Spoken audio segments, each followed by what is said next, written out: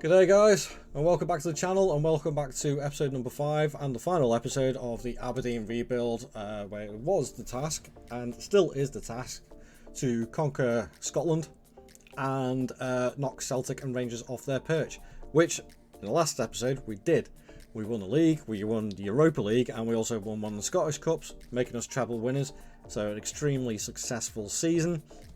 But here we are onto our final season, and yeah, it's gone pretty well. Now, a little disclaimer, caveat, whatever. I slightly cocked up with the file saving, and basically I've saved it at the end of the season already. So what I'm going to do is I'm going to show you the results from the season, show you how it is. So it's going to be a little bit of a shorter video, but I'll show you the transfers that I brought in, how those guys did, and overall how successful this rebuild has been.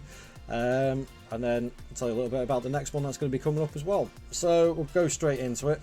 As you can see, we are on the 22nd of May 2028. So that should give you a hint that we didn't win the Champions League. Wasn't really expecting to be fair. But we'll have a look at the competitions. So let's have a look at the Premiership, and we'll have a look at the league table, and we are league champions again. By the skin of our teeth. We won it on goal difference. Goal difference. So that's close. But there's our main man again, Obafemi, top of the goal charts again. The guy's amazing. He's brilliant for the Scottish League. Absolutely brilliant. Top of the player matches. 15 clean sheets from Stefan. And you'll also see there another player with 13 assists, Vidovic, from Bayern Munich. Now, I'll show you him in a second actually. But league champions again. Can't really complain at that. Champions League knocked out in the playoff round. So we actually got through the league stage, which I'm really impressed with.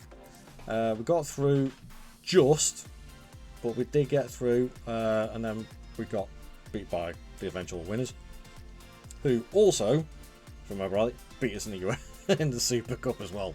So Liverpool unfortunately have been the bogey side, sadly, but it is what it is. But we did also win the Scottish Cup again.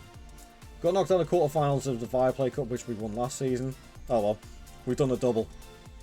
So overall, let's have a little recap of that. That's 2 league titles, a Europa League, 2 Scottish Cups, and a Viaplay Cup. I would call that a very successful rebuild for a team that is struggling in Scotland at the moment. I think that is a very successful rebuild. Financially wise, overall balance is looking very, very pretty. The transfer budget rolling in, if I carried this on, is looking very, very healthy indeed.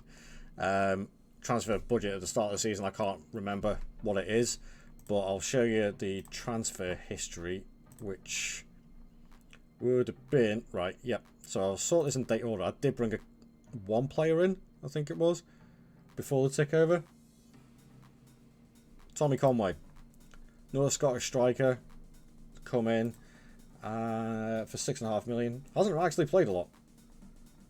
I think Obafemi just kept him out the side, and he is wanted, and I believe he is a little bit unhappy. But did I sell any more players there? No, I didn't. So at the start of the season, because I brought in so many players over the last few seasons, I was thinking, okay, now it's coming down to a point of having a squad who's been around for a little while. So I didn't want to bring too many players in. I didn't think we really needed to either. So I brought in another Scottish midfielder, Jensen Weir, who I think currently plays for Brighton, if I remember rightly. Yep. But he moved to Preston in this world and played quite a few games for him. Came into our club and, yeah, played a fair bit. Did alright. Not too bad. Brought in another centre-back. Another strong centre-back as well. Andrea Papetti. I was quite surprised he actually wanted to come to us initially. But for 1.9 million from Fiorentina, where he didn't play, I was like, yeah, Italian centre-backs, they're good. And then, again, I wanted another flary sort of attacking midfielder who could play out on the left or centrally or even on the right if needs be. Vidovic did the job. He did the job massively because he looks like he didn't get injured all season. Oh, he picked up a bruised thigh there. Nothing major. Nothing major that stands out. Didn't pay that much of a loan fee on him. 36 games in the league, 13 assists, 7 goals, 12 goals all in all, and 17 assists in 54 games. If I was carrying this on, I think I do actually have an option. Yeah, I would be buying him. I would be bringing him in, to be fair. But the reason why we have got so much of a transfer budget is because I did sell a lot of players as well in that transfer window. Antov went, Clarkson went. Thank you very much, Saudi Arabia. Saudi Arabia on this game are mental as well. They're just chucking money around left, right and centre. Tony Wrights has left his brother behind. He went to El Atifak. Again, Saudi Arabia. Elijah Gift lasted 1 season, went to Sunderland. And a couple of the other squad players who I just shifted out, which brought in a fair amount of money, but I didn't really need to spend that much of it either. And clearly, it's been successful.